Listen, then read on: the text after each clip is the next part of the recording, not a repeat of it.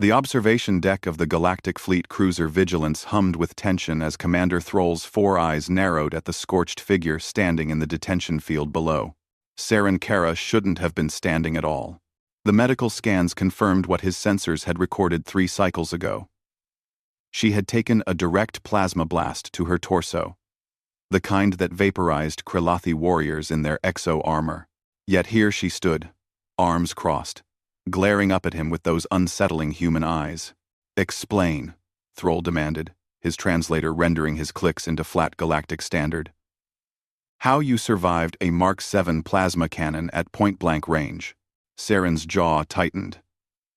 Behind her, in a smaller containment field, the young Kravathi cub Varric pressed his scaled snout against the barrier, whimpering, his amber eyes still holding the innocence of youth despite his species' reputation as the galaxy's apex predators were fixed on the human woman who had thrown herself between him and death. "I didn't think about it," Saren said finally, her voice hoarse. "He's just a kid. A Kravathi kid who will grow into a creature capable of tearing through bulkheads with his bare claws," Thrall countered. "Your species' files indicate you understand self-preservation. Yet you violated 3 galactic laws, infiltrated a restricted combat zone, and shielded an enemy combatant's offspring." "He was running from your troops," Saren shot back, "crying for his mother while your peacekeepers fired on a refugee camp." The bridge fell silent. Thrall's mandibles clicked a sign of irritation his crew knew well. The human wasn't wrong. The Kravathi settlement on Theros 9 had been deemed a military target after intelligence suggested weapons caches. The subsequent bombardment had been efficient. Perhaps too efficient.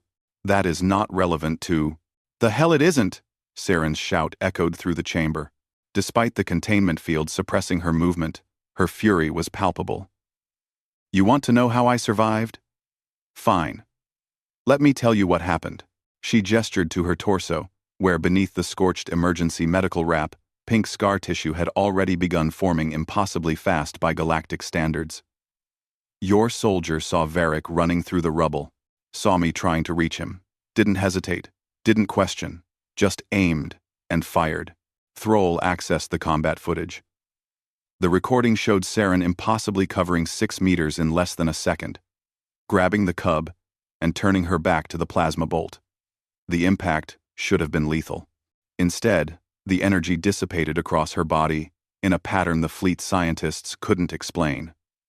She had collapsed, smoking, while Varric screamed beneath her. Then, against all probability, she had risen. "Human physiology is concerning." Dr. Vess, the fleet's xenobiologist, whispered from her station. "Her cellular regeneration began within seconds. Her pain tolerance exceeds our highest recorded levels." "Commander," her adrenaline spike during the incident, measured— "I don't care about measurements," Thrall snapped. "I care about why a human civilian was in a war zone, why she disobeyed direct evacuation orders, and why she protected an enemy." Saren's expression softened as she glanced back at Varric. The cub had fallen silent, exhausted from crying. His small chest rose and fell rapidly. "Because I was a refugee once," she said quietly. "Earth, before first contact. Civil war. I was Varric's age when the bombs fell on my city. I remember running through smoke and fire, searching for my mother." Her voice cracked. "I never found her." She turned back to Thrall, and for the first time, he saw moisture gathering in her eyes, the human emotional response his species found deeply unsettling. "When I saw him running, calling for his mother in a language I didn't even understand, I just moved. I didn't think about species or politics or your stupid war. I saw a terrified child about to die, and I couldn't—" She stopped, swallowing hard. "I couldn't let that happen again." Varric made a soft, chirping sound. Saren's head turned immediately, her posture shifting into something protective despite the barrier between them. "The Kravathi High Command has demanded we execute you," Thrall said, switching tactics.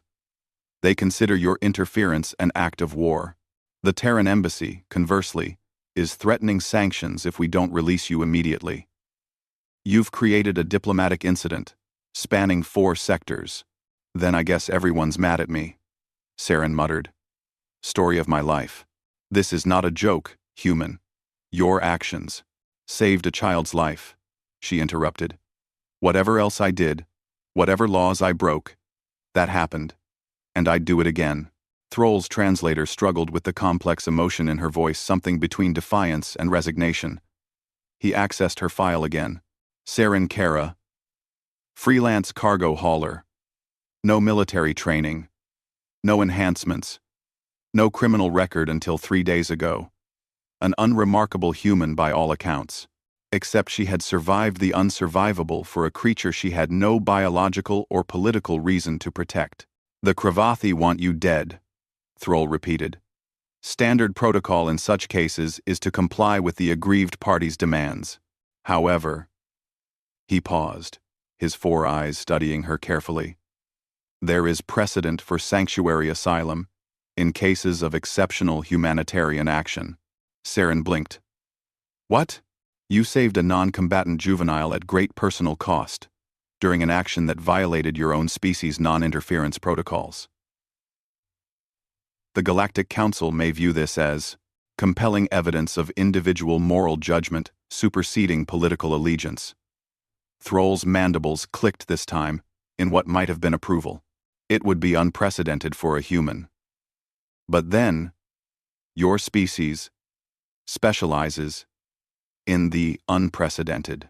Behind Saren, Varric chirped again, louder this time. The cub was pressing both paws against the barrier now, trying to reach the human who had become his shield. What happens to him? Saren asked. Cravathi orphans typically enter military training, Thrall said. Though given the circumstances, alternative arrangements might be considered. I want to stay with him. The words came out flat. Final. Wherever he goes, I go. Non-negotiable. Thrall's crew exchanged glances. The audacity of this human. Captured. Facing execution. Yet making demands of a galactic fleet commander. That is not how this works. Then make it work. Saren stepped closer to the barrier's edge, her scarred hands clenching. You scanned me. You know I'm still healing. You know what I survived. So here's what I think. You're not just curious about my physiology. You're terrified of it. The bridge went deadly quiet. Because if one unarmed human can take a plasma blast and walk away, what happens when you face 1,000 of us who are actually angry?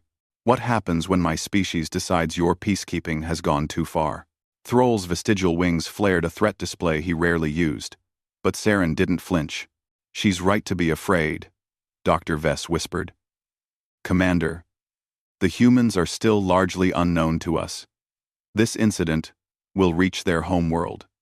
The political ramifications are beyond this vessel's scope, Thrall finished. He studied Saren for a long moment. Behind her, Varric had quieted, watching the exchange with intelligent eyes that seemed far too old for his young face. Finally, Thrall made his decision. Detention status. Suspended pending council review. Saren Kara, you will remain aboard this vessel, under supervised asylum. The cub. He paused, accessing protocols he'd never expected to use. Will be remanded to your custody temporarily, as no suitable Cravathi guardian currently exists within fleet jurisdiction. Saren's eyes widened. You're serious? I am making a calculated gamble that the diplomatic complications of your custody are preferable to the complications of your execution. Thrall's translator carried a hint of dry humor. Do not make me regret this decision, human. The containment fields dissolved. Immediately, Varric bounded forward, crashing into Saren's legs, with enough force to stagger her. She dropped to her knees, wrapping her arms around the cub as he buried his face against her shoulder, making soft, keening sounds. It's okay, she whispered, switching to the rough Cravathi dialect she'd picked up on trade routes. You're safe now. I've got you. Watching this display, Thrall felt something his species rarely experienced. Uncertainty about the future. The humans had been granted galactic membership only 2 cycles ago. Newcomers still being assessed, categorized, understood. But Sarenkara had just demonstrated something that couldn't be easily categorized. The willingness to die. For a principle. For a life not her own. For a choice that defied survival instinct itself. As he watched her comfort the young predator, who might one day become her species' enemy, Thrall wondered if the galaxy truly understood what it had invited into its midst.